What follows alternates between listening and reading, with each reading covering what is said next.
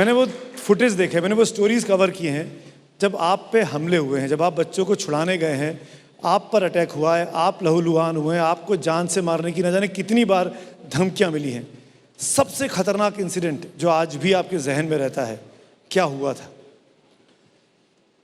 देखिए, खतरनाक तो बहुत सारे इंसिडेंट हुए हैं, लेकिन सबसे ज़्यादा पीड़ादायक वो क्षण था जब सर्वोच्च न्यायालय के एक फैसले को लागू कराने के लिए हम लोग जद्दोजहद कर रहे थे फरीदाबाद के पास के पत्थर खदानों में, और एक कार्यक्रम, एक बड़ा प्रदर्शन करने वाले थे।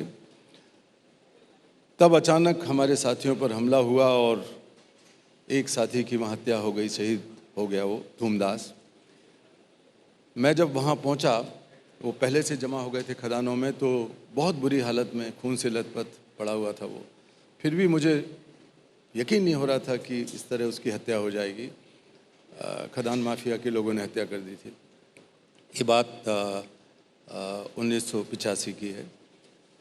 मैं उसको उठा के जब अस्पताल ले गया और ये विश्वास करके और ईश्वर से प्रार्थना करते हुए कि शायद बच जाए, शायद बच जाए, लेकिन जब डॉक्टरों ने कहा कि अब ये नहीं बचा है, तो उसके शव को उठाकर कंधे पर लेके अपनी गाड़ी में रखना मेरे जीवन का सबसे ज़्यादा भयानक क्षण था इस पूरे संघर्ष में, क्योंकि मैं जानता था कि उसकी नवविवाहिता पत्नी को मैं जवाब नहीं दे सकूंगा, इकलौते बेटे की माँ को जवाब नहीं दे सकूंगा।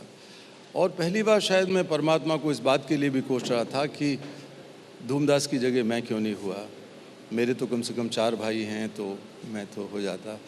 मेरी पत्नी हैं, लेकिन पत्नी के साथ मेरा एक बेटा भी था, तो कुछ चल जाता उनका काम, लेकिन धूमदास का क्या होगा। तो ये बहुत कष्टदायक क्षण था।